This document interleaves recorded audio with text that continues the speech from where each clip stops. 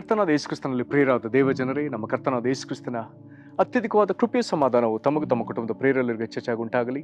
ಹೃದಯಂಗಮ ಮಾತು ಎನ್ನುವಂಥ ಮುಂಜಾನೆ ವಾಕ್ಯದ ಅಂತ ಸರಣಿಯಲ್ಲಿ ಈ ತಿಂಗಳು ನಾವು ದೇವರ ಆಲಯ ಎಂಬ ಶೀರ್ಷಿಕೆಯಲ್ಲಿ ದೇವರ ವಾಕ್ಯವನ್ನು ಧ್ಯಾನಿಸ್ತಿರುವಲ್ಲಿ ಈ ದಿನ ನಾವು ಧ್ಯಾನಿಸುವಂಥ ದೇವರ ವಾಕ್ಯದ ಭಾಗ 1 ಕೊರಿಂಥ 6ನೇ ಅಧ್ಯಾಯ 19ನೇ ವಚನ. 1 ಕೊರಿಂಥ 6:19.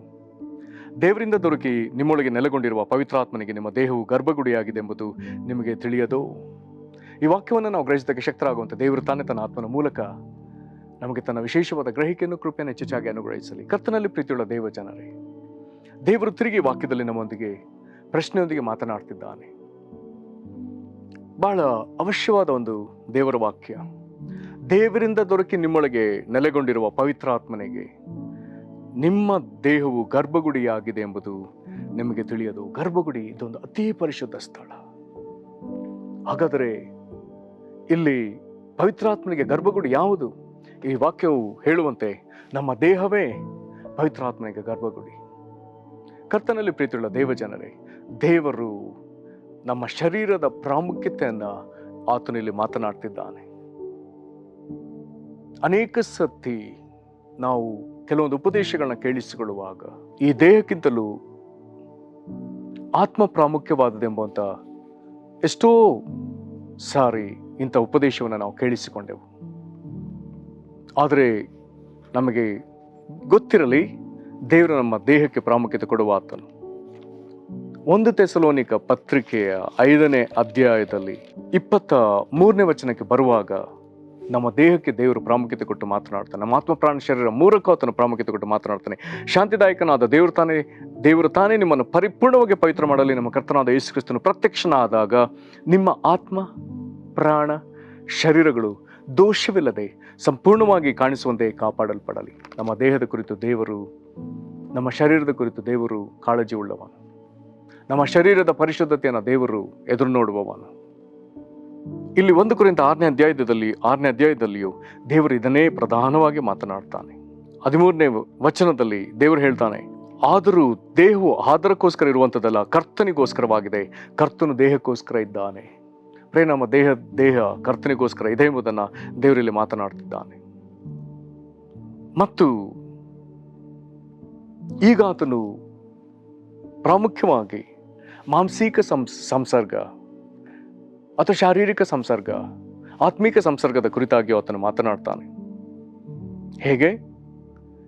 ಸೂಳೆ ಸಂಸರ್ಗ ಮಾಡುವವನು 16ನೇ ವಚನ, ಅವಳೊಂದಿಗೆ ಒಂದೇ ದೇಹ ವಾಗಿದ್ದಾನೆಂಬುದು ನಿಮಗೆ ತಿಳಿಯದು. ಗಂಡ ಹೆಂಡರಿಬ್ಬರು ಒಂದೇ ಶರೀರವಾಗಿರುವರೆಂದು ದೇವರು ಹೇಳುತ್ತಾನಲ್ಲ. 17ನೇ ವಚನದಲ್ಲಿ ಈಗ ಆತ್ಮಿಕ ಸಂಸರ್ಗವನ್ನು ಆತನು ಮಾತನಾಡ್ತಾನೆ. ಕರ್ತನ ಸಂಸರ್ಗದಲ್ಲಿರುವವನಾದರೂ ಆತನೊಂದಿಗೆ ಒಂದೇ ಆತ್ಮವಾಗಿದ್ದಾನೆ. ಹಾಗಾದರೆ ಶರೀರ ಸಂಬಂಧದಲ್ಲಿ ಒಂದೇ ದೇಹ ಹೇಗೋ ಹಾಗೆ ಕರ್ತನ ಐಕ್ಯತೆಯಲ್ಲಿ ಒಂದೇ ಆತ್ಮ ಎಂಬುದಾಗಿ ಆತನು ಹೇಳ್ತಾನೆ. ಮುಂದೆ ಬಹಳ ಎಚ್ಚರಿಕೆ ಮಾತುಗಳನ್ನ ಮಾತನಾಡ್ತಾನೆ. 18ನೇ ವಚನದಲ್ಲಿ, ಜಾರತ್ವಕ್ಕೆ ದೂರವಾಗಿ ಓಡಿ ಹೋಗಿರಿ. ಮನುಷ್ಯರು ಮಾಡುವ ಎಲ್ಲಾ ಪಾಪಕೃತ್ಯಗಳು ದೇಹಕ್ಕೆ ಹೊರಗಾಗಿವೆ, ಆದರೆ ಜಾರತ್ವ ಮಾಡುವನು ತನ್ನ ದೇಹಕ್ಕೆ ಹಾನಿಕರವಾದ ಪಾಪವನ್ನು ಮಾಡುತ್ತಾನೆ. ಮಿಕ್ಕೆಲ್ಲ ಪಾಪ ಶರೀರದಿಂದ ಹೊರಗೆ ಎಂಬುದಾಗಿ ಹೇಳ್ತಾನೆ. ಆದರೆ ಜಾರತ್ವ ಮಾತ್ರ ಅದು ಶರೀರಕ್ಕೆ ಹಾನಿಯುಂಟಾಗುವಂಥ ಭಾಗ ಎಂಬುದಾಗಿ ಬಹಳ ಗಂಭೀರವಾದ ಎಚ್ಚರಿಕೆ ಆತನು ಇಲ್ಲಿ ಮಾತನಾಡ್ತಿದ್ದಾರೆ. ಇಲ್ಲಿ 19ನೇ ವಚನಕ್ಕೆ ಬರುವಾಗ ಈಗ ದೇವರು ನಮ್ಮ ಇದರಿಂದ ಧ್ಯಾನದ ಪ್ರಾಮುಖ್ಯವಾದ ವಚನವನ್ನು ಮಾತನಾಡ್ತಾನೆ. ದೇವರಿಂದ ದೊರಕಿ ನಿಮ್ಮೊಳಗೆ ನೆಲೆಗೊಂಡಿರುವ ಪವಿತ್ರಾತ್ಮನಿಗೆ ನಿಮ್ಮ ದೇಹವು ಗರ್ಭಗುಡಿಯಾಗಿದೆ ಎಂಬುದು ನಿಮಗೆ ತಿಳಿಯದು. ಇದನ್ನು ಹೇಳಿ ದೇಹದ ಕುರಿತಾಗಿ ಮತ್ತೊಂದು ಪ್ರಾಮುಖ್ಯವಾದ ಭಾಗವನ್ನು ಆತನು 20ನೇ ವಚನದಲ್ಲಿ ಮಾತನಾಡ್ತಾನೆ. ನೀವು ನಿಮ್ಮ ಸ್ವಂತ ಸೊತ್ತಲ್ಲ, ನೀವು ಕ್ರಯಕ್ಕೆ ಕೊಳ್ಳಲ್ಪಟ್ಟವರು. ಆದ ಕಾರಣ ನಿಮ್ಮ ದೇಹದಲ್ಲಿ ದೇವರ ಪ್ರಭಾವವನ್ನು ಪ್ರಕಾಶಪಡಿಸಿರಿ. ಹಾಗಾದ್ರೆ ದೇಹದ ಪ್ರಾಮುಖ್ಯವನ್ನೇ ಮಾತನಾಡ್ತಾ ಕರ್ತನು ದೇಹಕ್ಕೋಸ್ಕರ ಇದ್ದಾನೆಂಬುವಂತ ಮಾತನ್ನು ಹೇಳ್ತಾ, ಜಾರತ್ವ ಎಂಬ ಪಾಪದಿಂದ ನಾವು ದೂರವಾಗಬೇಕೆಂಬುದಾಗಿ ಹೇಳ್ತಾ, ಈಗ ನಮ್ಮ ದೇಹ ಪವಿತ್ರಾತ್ಮನಿಗೆ ಗರ್ಭಗುಡಿಯಾಗಿದೆ ಎಂಬುದಾಗಿ ಹೇಳ್ತಾ 20ನೇ ವಚನದಲ್ಲಿ ಆತನು ನಮ್ಮನ್ನು ಭಯಂಕರವಾಗಿ ಪ್ರಬಲವಾಗಿ ಆತನು ಎಚ್ಚರಿಸ್ತಾನೆ. ಆ ಮಾತು, ನಾವು ನಮ್ಮ ಸ್ವಂತ ಸೊತ್ತಲ್ಲ, ಕಾರಣ ನಾವು ಕ್ರಯಕ್ಕೆ ಕೊಳ್ಳಲ್ಪಟ್ಟವರು. ಯೇಸು ಕ್ರಿಸ್ತನ ತನ್ನ ನಿತ್ಯ ರಕ್ತ ಕ್ರಯದಿಂದ ನಮ್ಮನ್ನು ಆತನು ಕೊಂಡುಕೊಂಡಿದ್ದಾನೆ. ಆತನು ನಮ್ಮನ್ನು ಕೊಂಡುಕೊಂಡ ಮೇಲೆ ಈ ಶರೀರವನ್ನು ನಮ್ಮಿಷ್ಟಕ್ಕೆ ನಾವು ಬಳಸೋದಕ್ಕೆ ಸಾಧ್ಯವಿಲ್ಲ. ಕೊಂಡುಕೊಂಡ ಆತನ ಇಚ್ಛೆಯಂತೆಯೇ ನಾವು ಜೀವಿಸಬೇಕಾಗ್ತದೆ. ಆದುದರಿಂದ ಕೊನೆಯ ಸಾಲು ಹೀಗೆ ಹೇಳ್ತದೆ, ಆದ ಕಾರಣ ನಿಮ್ಮ ದೇಹದಲ್ಲಿ ದೇವರ ಪ್ರಭಾವವನ್ನು ಪ್ರಕಾಶಪಡಿಸಿರಿ. ದೇವರು ನಮ್ಮನ್ನು ಕೊಂಡುಕೊಂಡದ್ರಿಂದ ನಮ್ಮ ದೇಹದಲ್ಲಿ ದೇವರ ಪ್ರಭಾವವೇ ಕಾಣಬೇಕು. ಸೈತಾನನ ಪ್ರಭಾವವಲ್ಲ, ಈ ಲೋಕದ ಪ್ರಭಾವವಲ್ಲ, ನಮ್ಮ ಇಷ್ಟದ ಪ್ರಭಾವವಲ್ಲ. ಹಾಗಾದರೆ ನಮ್ಮ ದೇಹದ ಪ್ರಾಮುಖ್ಯ, ದೇವರಿಂದ ನಮಗೆ ದೊರಕಿರುವಂಥದ್ದು ಪವಿತ್ರಾತ್ಮ, ನಮ್ಮೊಳಗೆ ನೆಲೆಗೊಂಡಿರುವಂಥದ್ದು ಪವಿತ್ರಾತ್ಮ. ಈ ಪವಿತ್ರಾತ್ಮನಿಗೆ ನಮ್ಮ ದೇಹವೇ ಗರ್ಭಗುಡಿ, ಪರಿಶುದ್ಧ ಸ್ಥಳ. ಇದನ್ನು ನಾವು ಮನಗಂಡು ನಮ್ಮ ಶರೀರದ ಪರಿಶುದ್ಧತೆಯನ್ನು ಕಾದುಕೊಂಡು, ಇದು ಈಗ ದೇವರ ಆಲಯ ಎಂಬುದಾಗಿ ಹೇಳದೆ, ದೇವರ ಆಲಯದಲ್ಲಿ ಒಂದು ಅತಿ ಪರಿಶುದ್ಧವಾದ ಸ್ಥಳವೇ ಗರ್ಭಗುಡಿ. ಅದರೊಳಗೆ ದೇವರು ಪರಿಶುದ್ಧಾತ್ಮನನ್ನು ದೇವರು ಇರಿಸಿದ್ದಾನೆ. ಅದನ್ನು ಕಾದುಕೊಳ್ಳುವುದಕ್ಕೂ ಈ ದೇಹದಲ್ಲಿ ದೇವರ ಪ್ರಭಾವವನ್ನು, ಮಹಿಮೆಯನ್ನು ತೋರ್ಪಡಿಸುವುದಕ್ಕೂ ದೇವರು ನಮ್ಮ ಈ ಲೋಕದಲ್ಲಿ ಸ್ಥಾಪಿಸಿದ್ದಾನೆ. ಇದೊಂದು ಬಹಳ ಎಚ್ಚರಿಕೆಯ ಮತ್ತು ಜವಾಬ್ದಾರಿಯುತ ಜೀವಿತವಾಗಿದೆ. ಪ್ರೇರೆ, ಈ ಭಾಗದಲ್ಲಿ ನಾವು ಪರಸ್ಪರ ಒಬ್ಬನೊಬ್ಬರನ್ನ ಎಚ್ಚರಿಸಿಕೊಳ್ಳೋಣ. ಈ ವಿಷಯದಲ್ಲಿ ನಾವು ಒಬ್ಬನೊಬ್ಬರನ್ನ ಉತ್ತೇಜಿಸಿಕೊಳ್ಳೋಣ, ಪ್ರಾರ್ಥನೆ ಮಾಡೋಣ.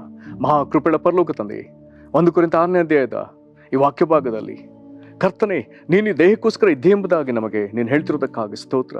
ನಮ್ಮ ದೇಹವೂ ಸಹ ಕರ್ತನೆ ನಿನಗೋಸ್ಕರ ಇದೆ ಎಂಬುದಾಗಿ ನೀನು ಹೇಳ್ತಿರೋದಕ್ಕಾಗಿ ಸ್ತೋತ್ರ. ಕರ್ತನೆ, ಹೌದು ಕರ್ತನೆ, ಶಾರೀರಿಕ ಸಂಬಂಧದಲ್ಲಿ ಹೇಗೆ ಇಬ್ಬರು ಒಂದಾಗುತ್ತಾರೋ ಹಾಗೆ ಕರ್ತ ನಿನ್ನ ಸಂಸರ್ಗದಲ್ಲಿ ನಾವು ನಿನ್ನೊಂದಿಗೆ ಒಂದೇ ಆತ್ಮವಾಗ್ತೇವೆ ಎಂಬುದಾಗಿ ನೀನು ಹೇಳ್ತಿರುವುದಕ್ಕಾಗಿ ಸ್ತೋತ್ರ.